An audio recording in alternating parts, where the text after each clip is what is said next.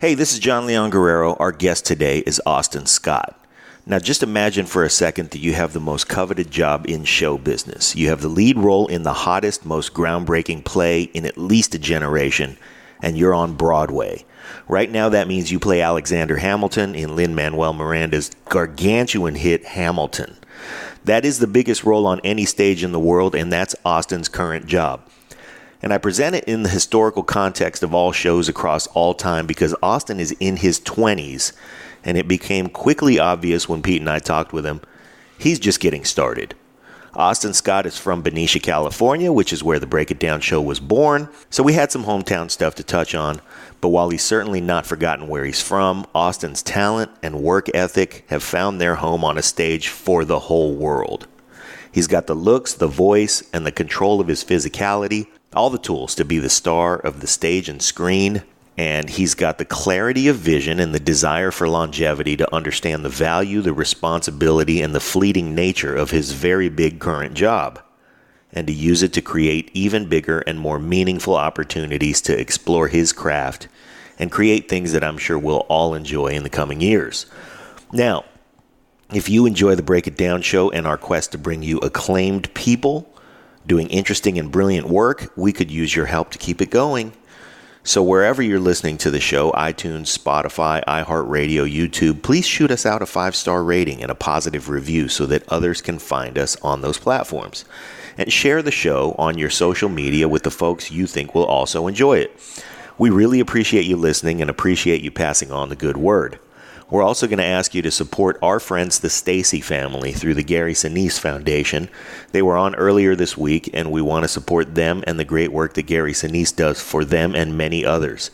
So please go back a couple of episodes, listen to that one if you haven't already, and go to GarySiniseFoundation.org, read about them, and help wherever and whenever you can. And with that, here's our episode with our new favorite actor, Austin Scott. Lions Rock Productions.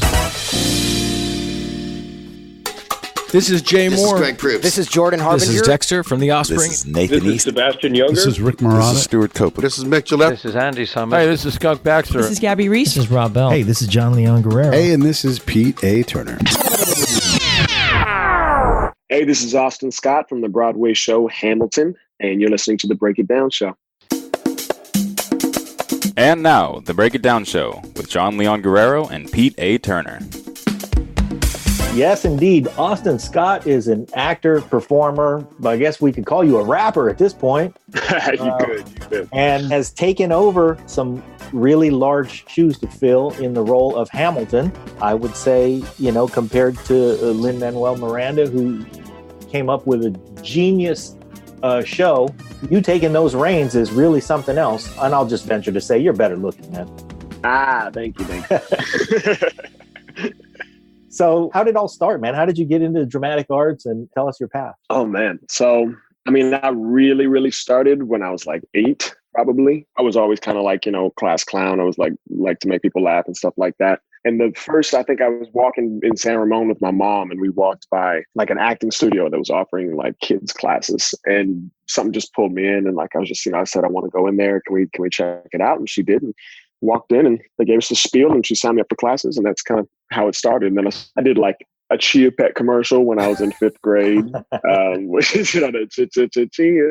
Uh-huh. I did like, things like that, and like little community theater productions and independent films and stuff. And that was kind of my path all the way through high school, really. Just kind of, I did it for fun, trying to get something going, but there's not a lot of work in the Bay Area. And then I moved to LA after high school. And just to give you the shorthand version, we can dive into it more later. But yeah, I moved to LA after high school, lived there for a few years, then moved to New York, and then did a few more projects, and eventually got here. You followed a similar path to me throughout high school. I ultimately was a model, Captain Morgan. Yes.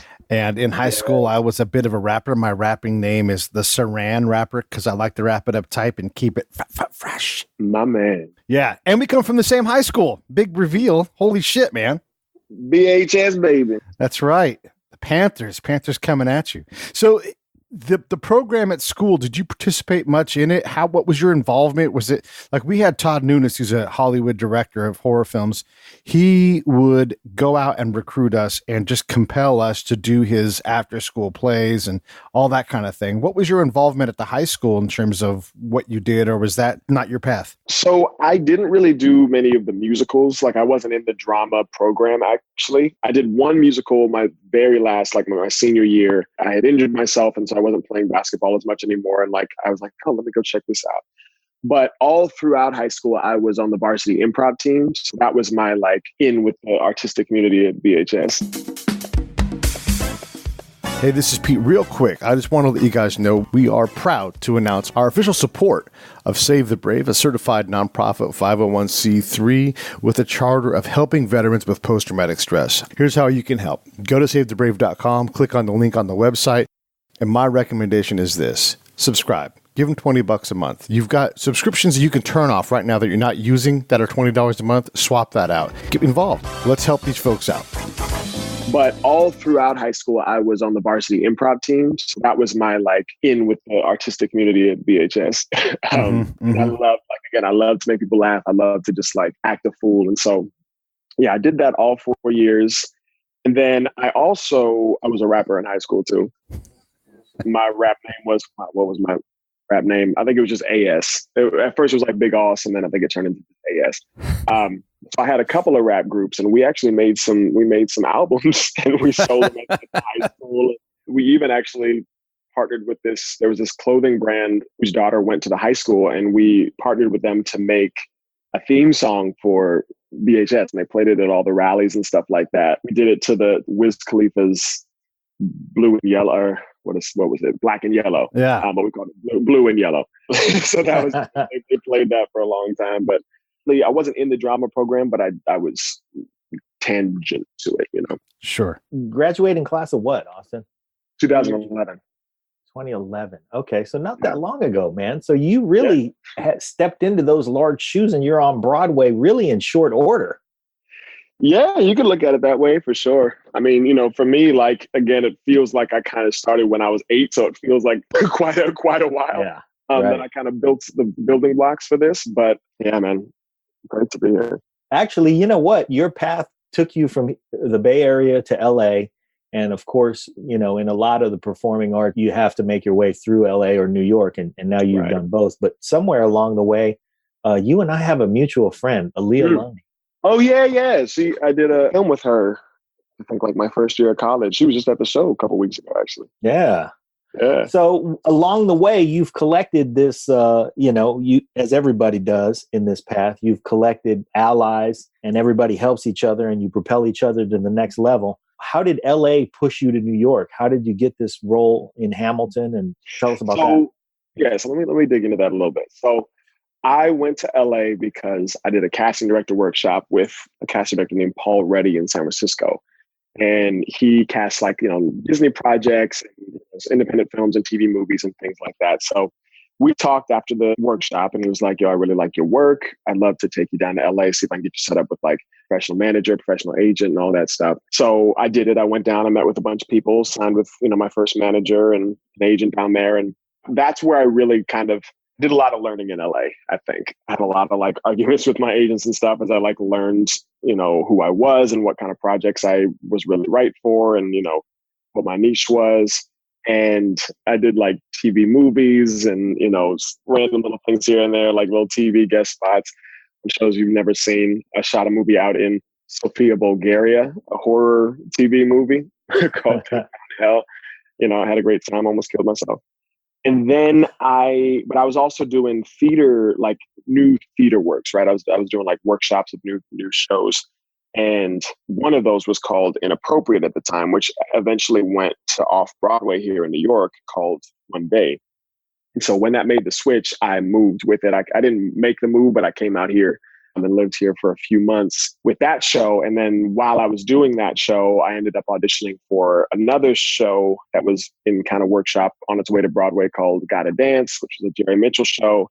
And after I did that, it just kind of became clear that there was a lot of opportunities for me in New York. So I moved out there with my girlfriend at the time and moved out here, got set up with New York branch of my LA agency, and kind of just been here ever since. That's a lot of simplifying a lot of steps, though. You almost died in Sophia. Please expand. Well, so Sacrificing for your art. Exactly. Well, so the budget for it was not huge, and a lot of the crew did not speak very good English. So that was, right away. And like we were dealing with massive flames because it's called They Found Hell. So the majority of the movie takes place like in hell with giant demons running around and like, people getting slashed up and whatever. And like, so there were moments where like we would have to run across this old abandoned power plant bridge that was suspended about like 400 feet off the ground. And it was so old that there were holes in the ground that just like would drop straight through. And so their solution was like, yeah, no, we want to get this shot. So we're just going to like lay tarps and sand over the holes. And you guys just remember where the holes are. And then, just remember where the holes are. And it was like, okay. So there was a lot of that. There was like, for the smoke, because there was a lot of smoke, they used this chemical that's actually used for enemas, I think. And they just like burned it to make this black smoke. And, you're really not supposed to be breathing that in. So every night I'd get back to the hotel and I'd be scrubbing this like black tar out of my nose and my mouth. And, so it was a good time. It was a really good time. Learned a lot, had fun. So you had to explain away how you had this enema fluid residue. That's exactly right. In your esophagus. Like, we were making a movie. I promise. I promise. I promise you. And then meanwhile, you're asked to watch out, remember where the holes are. They're covered with sand and tarp. And by the way, run and emote. And make sure you hit your mark so we get the shot, because we want to have to do this a couple times. Right. Exactly. Yeah. And somebody whose English was not that strong.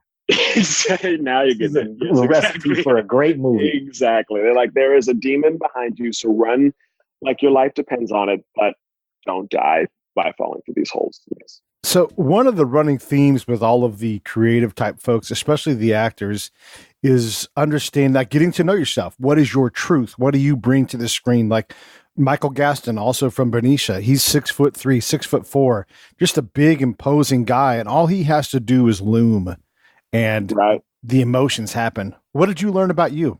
Oh boy.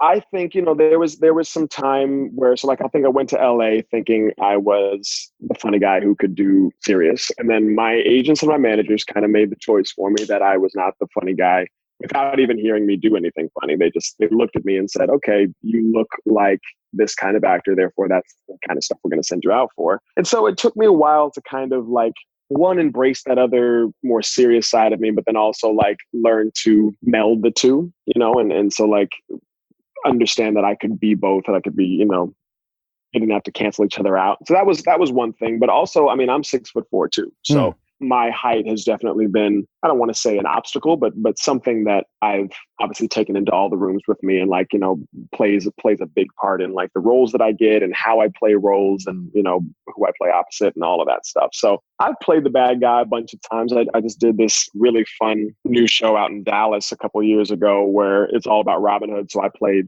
the evil sheriff of Nottingham. And I got to like sword fight with these massive dreadlocks, and I was in this huge costume. I was just this big, like huge hulking presence the whole time. And that was really fun to get to do, but then sometimes I play the like wiry, nerdy kid, you know what I mean? And I think what I learned overall is just, and what I'm still learning is like embracing the dichotomy, or embracing the multitude of me. Yeah, Michael said something similar. Like he'll show up to an audition, and this guy's worked with all of the top names in the business, directors, actors, everybody. And he'll show up and they'll say, "Oh, how tall are you?" And he'll say, "That's a bad sign," Yep, exactly. Exactly. And then the other thing he said was that he was talking with Powers Booth. They were working on a project together, and Powers Booth worked his whole life. And Powers said, "I never knew where the next gig was coming from." But he had to become okay with that. And that's sort of where Michael's at. It's like, I know there's another gig coming, until they don't. But for right now, I've got all the gigs I can handle. Do you have a sense of that? Yes, you've got a world-class gig, and maybe you do this for the next 20 years. Who knows? But what are your thoughts on becoming something? I don't know. What are your thoughts on the security of what you have in your career? Yeah, I think being an actor, you kind of, to a degree, have to throw security out the window. It's not, Right. it's not. That's you're not never even a gonna- thing.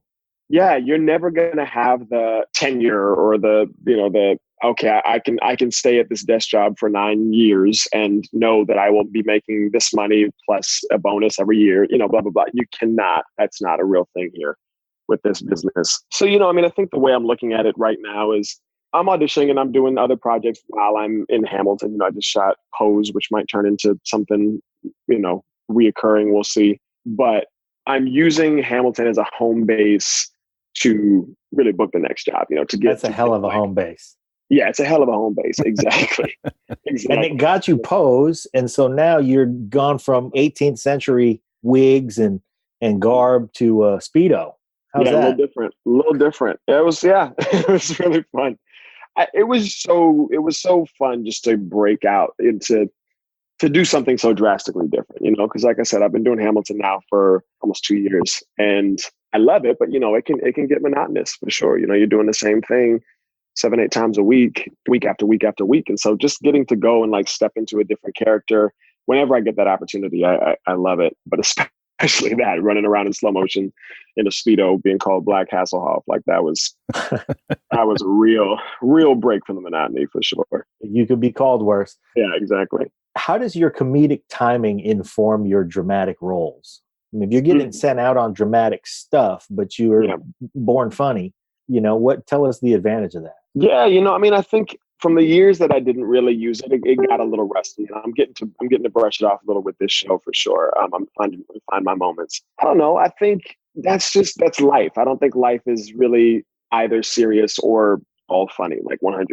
I think it's like being able to have the deep, serious underbelly in my work, but then also find the moments of like lightness and comedy and, whatever, I think just makes me a more well-rounded actor and makes my characters and my performances more deep and well-rounded, honestly, or at least I would hope.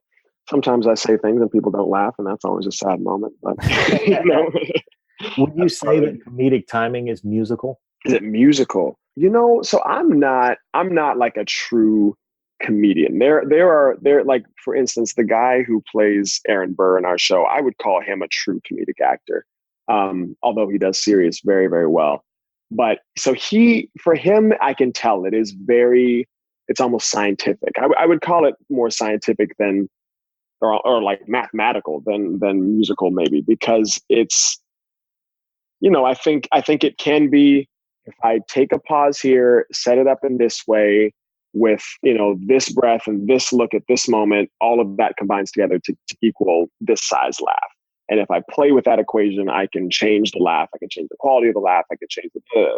And so I'll watch true comedic actors do that. And I'm in awe of their ability to do that. I think mine is a little more, maybe because I came from like a improv background more so.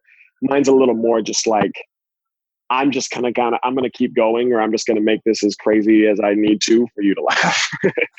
And so it's a little more off the cuff, I think, with me, and different from night to night. And I think that's just there are different styles of comedy and different kinds of comedic timing, I think.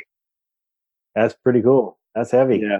When you compare the difference between stage, especially musical stage acting, and TV, it seems to me from the people that we've had on, the gestures on stage are a lot bigger, and you've got to get comfortable with outsizing your outsized personality to really hit the back of the crowd, right? Talk about that a little bit. Yeah, so I think it's a dial. I think I'm of the school of thought that acting is acting. I think people have different opinions on that, but I think acting is acting. It's a dial. You turn it up for theater, you turn it down for film, and make it a little more subtle. But so on tour, I was playing to houses. I think the biggest house we had was like 4,500 seats. And so for those houses, yeah, you had to crank it up. You had to, really give your voice everything you could to hit those people in the back, and like, get your eyebrows going so they can see the expressions, whereas on film, it can all be in the eyes. Like, it's got to be gestures and all of that on stage. But the fun thing about this house, the Broadway house, is it's actually the smallest house I've ever played this show in. I think it's only about 1,200 people. Wow. And so even as I was preparing to come here, like the creatives were were talking to me about it, they're like, I think you're really going to like Broadway because it's almost more cinematic. It's more intimate. And I've always considered myself, and I've been told that I'm kind of more of a cinematic actor. I'm naturally a little more subtle. And so coming here was really a big relief because it made the show feel just a little more, I wasn't blowing my voice out, and I wasn't, on tour. Like I would literally, I had times where I had to call out of the show because I would like strain my arm because of how big my gesture was, So yeah, it's, you kind of alter it and tailor it to the size of the house and the show that you're doing. And because some shows are much campier and more over the top, and some are more realistic and settled. And so I think Hamilton is more towards the real, more towards the settled than it is campy, but it's got its moments, So it's I'm having fun in my head with the fact that somebody told you, I think you're going to like Broadway. How do you react to that? I think I might too. Call me crazy. I think I'm going to go out on a limb here and say, you might like Broadway. That's like, you know what? I think you're going to have a good time playing shortstop at Yankee Stadium. Yeah, I think that might be pretty cool. Yeah. It's interesting because it's like, it's the same show, right? And there's now 5 or 6 companies of this show across the world.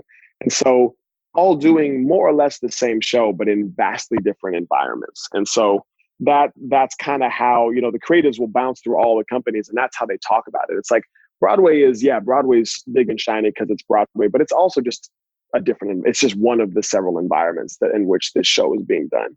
And so like they talk about it in that way. They're like, yeah, well, San Francisco is this kind of environment.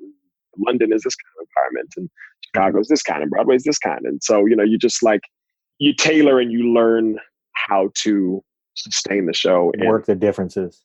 Exactly. Yeah. Exactly. So when you did pose in the Speedo, were you like, man, wait till these guys see how I work my eyebrows? Yes, I think so. I got a lot of crap for that for sure, but also. So you've been the road touring show Hamilton, and you're the Broadway one now. So there's a pretty strong compare and contrast there. Before we get into that, though, I want to ask you, like, the life on the road, is that more restrictive as far as like what you can do? I mean, you're in a lot of different cities. Heck, you guys went to I don't know if you went to Puerto Rico, but your company toured to Puerto Rico at one point. That's just a lot of moving around, and you've got to take care of your body. You got to take care of your voice. Yeah. Talk a little bit about that, but then slide that into the compare and contrast of Broadway versus road show life. Yeah. So, I mean, I learned more about myself on tour than I have probably in my other 23 years of life. Tour was a very different beast from Broadway. Tour, we were in a different city every 3 or 4 weeks. Usually there was a couple long sit downs where we were there for like 3 or 4 months. I was like DC and Boston. For the most part, every time you switch cities, we would be going from Tempe, Arizona, 90-degree weather, dry desert, to Denver, mountains, cold, like no oxygen. There were literally oxygen tanks on the side of the stage so that people would, the dancers and the actors would come off and they'd get a hit of oxygen so that they could continue doing the show. So that learning how to, do the same show in massively different climates and, all of that was very interesting. And for at least the first like 6 months, when I wasn't doing the show, I was a hermit. I couldn't go out. I still can't really go out because this role is just that intense. But, I was sleeping a lot. I developed some really intense self-care routines, massages, hydration, nutrition, exercise, all of these things to just kind of keep myself going. But also on tour, in these cities, most of the time, your cast and your company are the only people you know. And so therefore on tour, it definitely felt like a lot more of a family and more tight-knit. And, you got to know people, I think, a lot better. But then transitioning to Broadway's a little more, here you've got people with families and you've got people who've been here for, some of the people have been with the show for over 3 years. And they've got, we have lives here. We show up, we do the show, and we go back to our lives. Whereas on tour, your lives kind of revolve around the show. So here it's a little more, you show up, you do your job, and you go home, and that's great. But, then also like the community is a little bit different than here than it was on tour. But I would say physically the show was more difficult on tour, but possibly mentally it's more difficult here in some ways, just because of you don't have the breaking up of the monotony with like changing cities and changing climates and, all of that different stuff. So yeah, they're two different beasts really, but I'm so grateful I got the chance to do both. People underestimate the amount of physical care you have to give yourself in a touring company. Yeah. I'm glad you brought that up, because that's something that, one of the other themes that we hear from guys who spend a lot of years on the road was that, especially if they have careers with any longevity, a lot of it has to do with the fact that they took care of themselves and they exercised and they had that kind of regiment that you mentioned. You also, though, have the delicate pipes to take care of, because your voice is much of your presence in the show. That is the most delicate thing to take care of. Tell us about your regiment to take care of your voice. What do you do? Hey, this is Pete A. Turner from Lions Rock Productions. We create podcasts around here. And if you, your brand, or your company want to figure out how to do a podcast, just talk to me. I'll give you the advice on the right gear, the best plan, and show you how to take a podcast that makes sense for you, that's sustainable, that's scalable, and fun. Hit me up at pete@breakitdownshow.com. Let me help. I want to hear about it. Tell us about your regiment to take care of your voice. What do you do? Just in general, even now here in New York, I've amassed probably a team of 15, 20 people who all work together to keep me put together. And that's PTs, that's massage therapists, that's vocal coaches, that's vocal doctors, it list goes on, movement coaches, like it goes on and on and on. And it's really all connected, because the way I gesture, the way I hold my back affects the way I breathe, which then affects the support that I have for my voice, which then affects how long my voice lasts or how, I use my voice. So it's like keeping the body, the mind, the nutrition, and the voice are all connected. So specifically, like I go in an ideal situation, in an ideal week, I'll go and I'll get vocal PT 2 times a week, which is essentially like massaging the voice box and all the muscles and the breathing muscles and the diaphragm and all that stuff to just make sure that's all moving and not getting too overworked or too tight or anything like that. And then I'll go and I'll have a voice lesson with Liz Kaplan here, who is incredible. She works with all the, Broadway stars and Broadway people. And then once a week, I'll have my man Rich Malanga come out here and to my apartment and like give me a massage / more PT to help me stretch out and all of that stuff. And then I get to go and see a voice doctor and get scoped every like 3 months just to make sure that there's no problems forming. And so that's like the physical side of it. And then, also it's like, I've got to make sure I'm eating right, because, you have to have enough protein to fuel your voice. And, you can't eat certain things right before a show, because then that will cause more phlegm and stuff. And I mean, literally the list goes on and on and on. It is a full-time job. Full-time job is an understatement. No, man, seriously. I mean, it takes a village to keep us together, and you're constantly like, you're at the theater, either 3 hours a day if you have one show, or 6 hours, if you have 2, but the rest of those hours, you're keeping yourself together. You're doing your routines and you're watching what you eat and drink, and One of the things about being a high-end performer, which is exactly what you are, is you do have to have these teams of people. How much of this stuff is provided by the show to keep you show ready? And how much of this is on you as a professional who Barry Bonds had to have a chef to cook him exactly what he needed every day, so he was always balanced in his physicality. So talk a little bit about that. Yeah. Hamilton takes really good care of us. They really do. They cover a good amount of it. But there are things that are unique to me, being for whatever reason, that like I go out and I, spend my own money on, just because I know that I need that to keep myself together. So like, yeah, they definitely take care of and cover quite a bit of it, but there's a lot.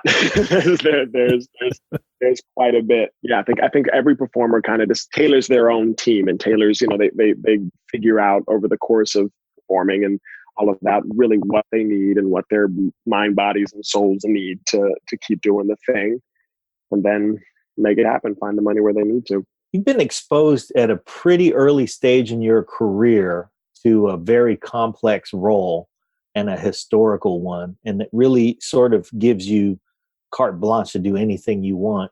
What do you see yourself doing? I mean, like, what if you look ahead down your career, which, we can just entertain ourselves because who knows, right. but what are some of the things that you're interested in doing, given the fact that you played Alexander Hamilton on stage in a musical that is very lyric heavy? That's a lot of honing a variety of different skills. For sure. I mean, that's one of the things I've been most grateful about with this role is that it really is like, it's like a 14-course meal for an actor, for a performer. I mean, I get to hone my rapping skills, which, like, how many musicals do you get to rap in? Right. So, like, I get to, hone my rapping and my diction and my breath support for, fast speaking, but then also I get to sing a little bit. So I get to hone my voice, and I get to dance a lot, but there's movement. So I get to hone so many things, plus so many, he starts the show at 19. He's 47 when he dies at the end of the show.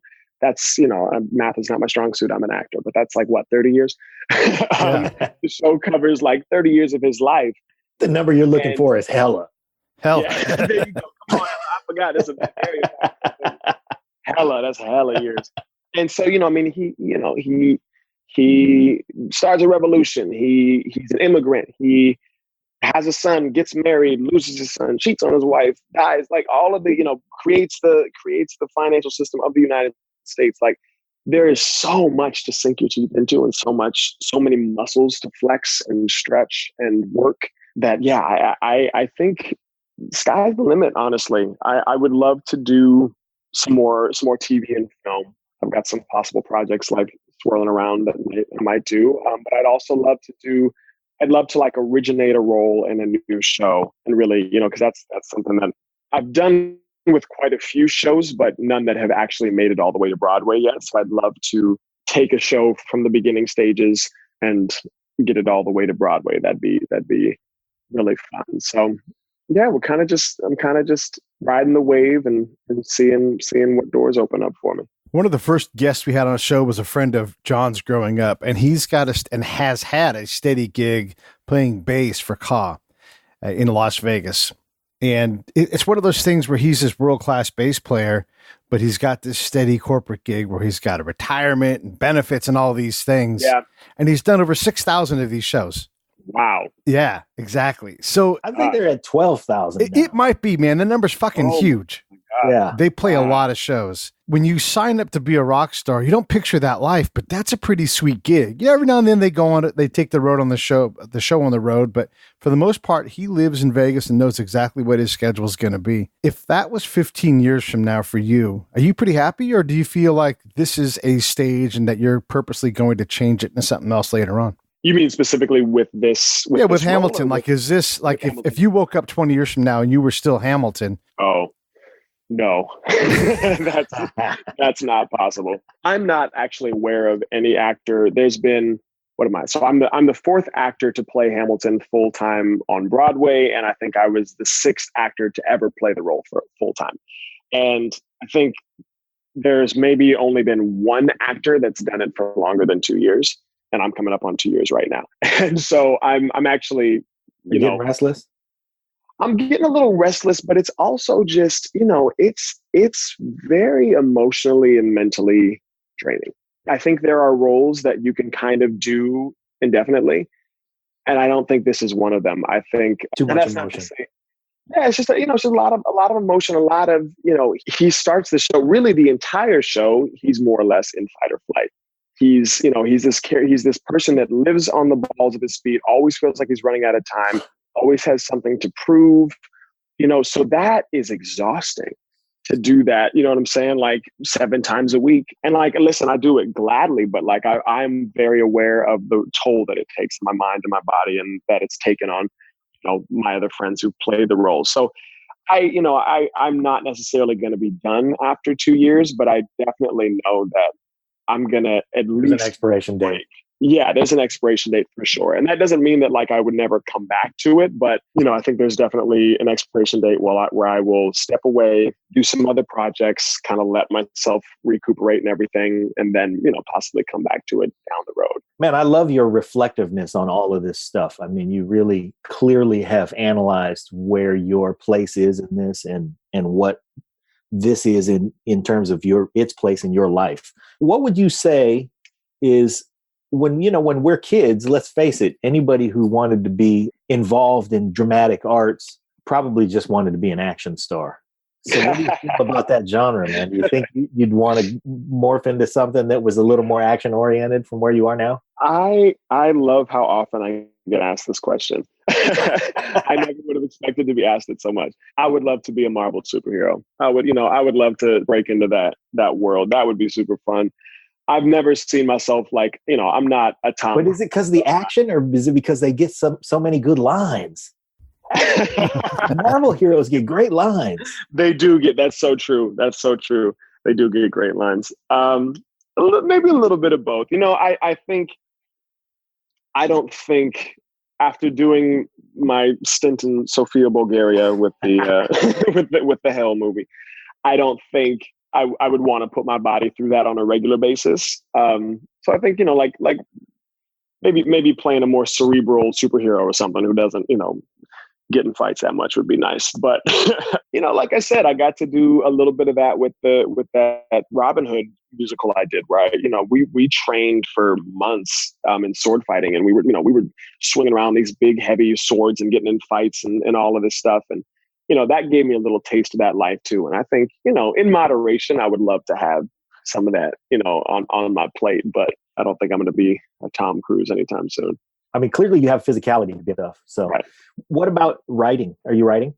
I used to write more than I do now. I'm not so much. I think I've always kind of felt like writing I'll wake up one day and I'll be in a place in my life where I'm like, oh, I want to transition over a little bit. I don't think I'll ever stop performing necessarily, but I definitely think writing and directing there will be a season in my life where that becomes a big part of my life for sure. But I don't think I'm quite there yet. One of the things I do every year is I go back to BHS and I talk to, primarily seniors that are getting ready to graduate. I'm a robot from the future. I'm you, and so I answer their questions and I give them insight. Like, okay, you've been at this since you were 8, but as a pro, it took a long time to get where you're at. You didn't just show up on Broadway. You had to work a lot, do a lot of things. Give our young creative people, especially the folks at BHS, some insight as to the possibilities to be a performing arts person, whether it's in front of the camera on stage or, doing stagecraft. Talk a little bit about that path and what's reality, and just give us some expectations for it, because people want to be you. They see you, right, and you change people's lives when they go to that theater on Broadway. Yeah. If you want to be an artist, if you want to be a creative, like the process has to be more important than the outcome. Yeah, obviously the dream is to be in a show like this or to be, in a major hit movie or a major TV series. But, the reality is when you start out on that path, like that just may not be in the cards for you, or it may not be, it may be several years down the road.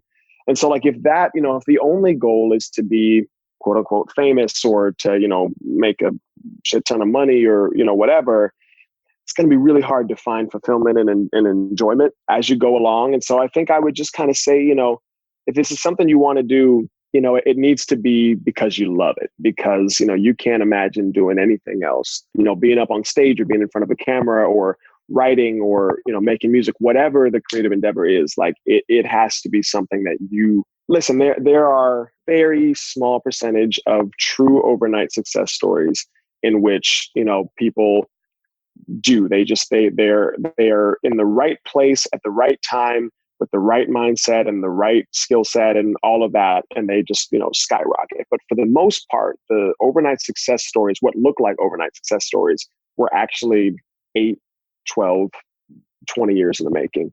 And so, yeah, I would just say you're going to hear a lot of no's. Before I booked Hamilton, I probably went on 400 auditions maybe. And, the vast majority of those auditions were no, too tall, too, young, too old, too urban, not urban enough, need you to be blacker, whatever. And, so you got to just kind of be doing it because you love it. And the yeses and the no's can't be the only thing that matters. That's a long-winded explanation, but don't think about that for a second. Cause I hate to use the word, your responses are very, very seasoned.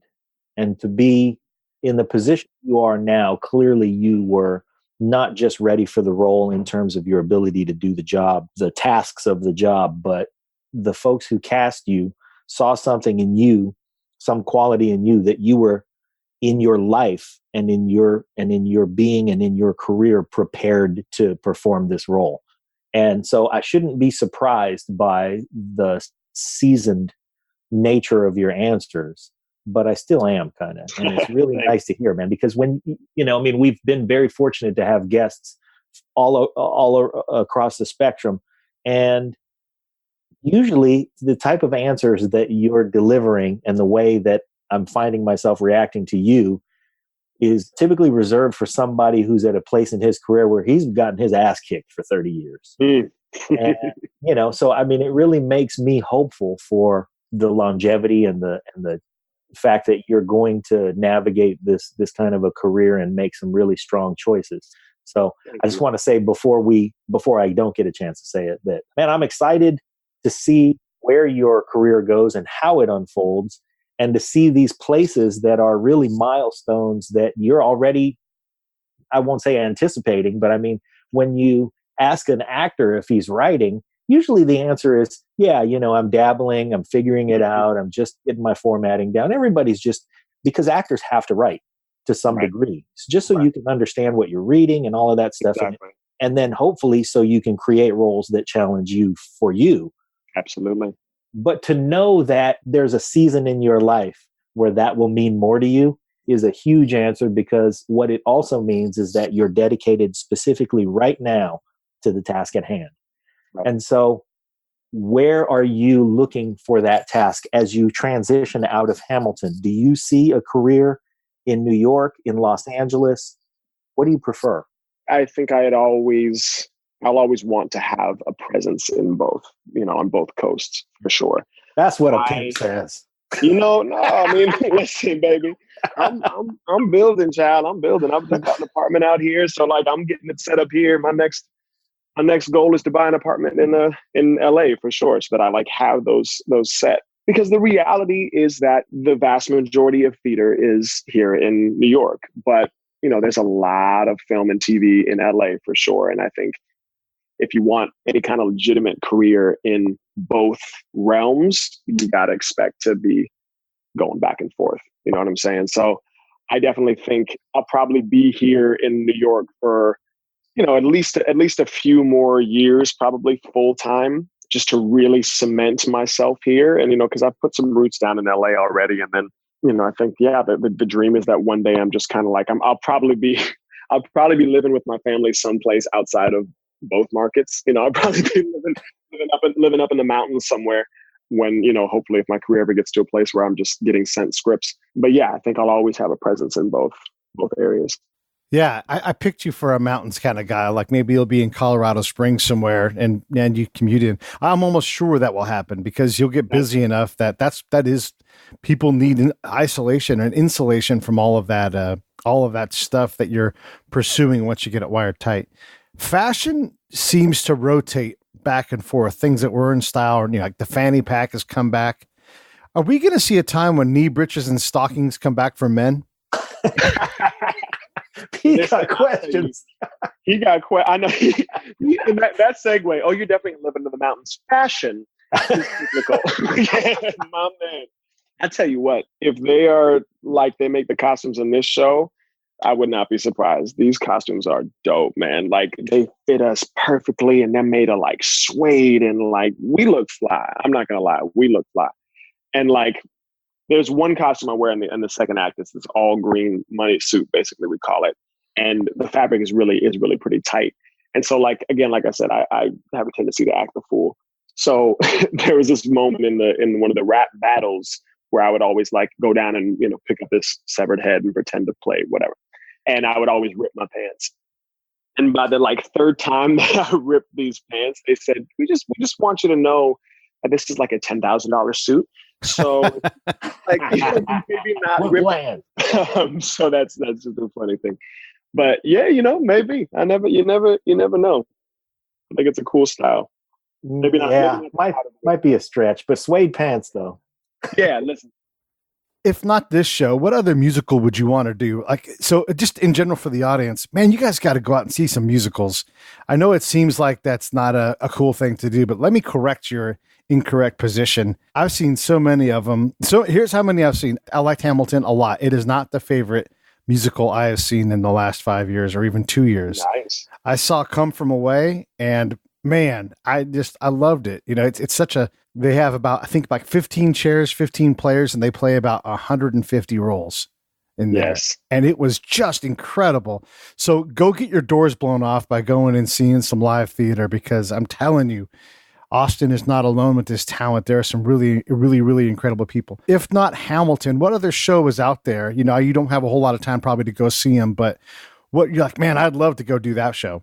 Oh boy. I don't know if there's necessarily like a role in it for me, but I really love Dear Evan Hansen.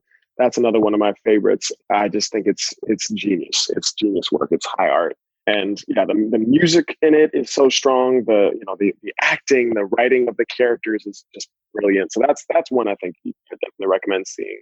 I don't really have many other dream roles right now. I've always said that Lion King is that's one of the first musicals I ever saw, and still just seeing so many strong Black actors and performers up on that stage doing the thing, and with the costuming and the genius set work and all of that, that's still one of my favorite shows as well. So, playing Simba, I think for maybe a very small amount of time could be really fun. But, I recently saw Hades Town, and that was really great. And I saw, the Temptations musical, blanking. It's right next door. That's crazy. But yeah, the musical about the Temptations is really, really incredible. There's a lot of great theater out there. If you can make a trip to New York or even just see the touring productions, like musical theater is not what people who don't know musical theater is. That is true. It can be so much more. That is true. And I think that, it's changed in the last, several years. And especially with a show like Hamilton, the landscape is changing, and it's updating, and it's pushing the limits. I had the good fortune last week of spending the evening with a guy named David Porter. And he was writing partners with Isaac Hayes, and they wrote songs like Soul Man and a lot of the 60s. They wrote Stax catalog. Wow.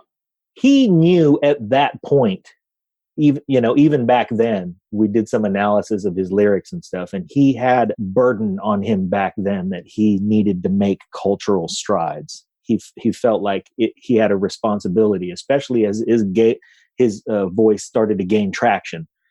Felt like he needed to put a message out there and create art that attracted people and brought people together.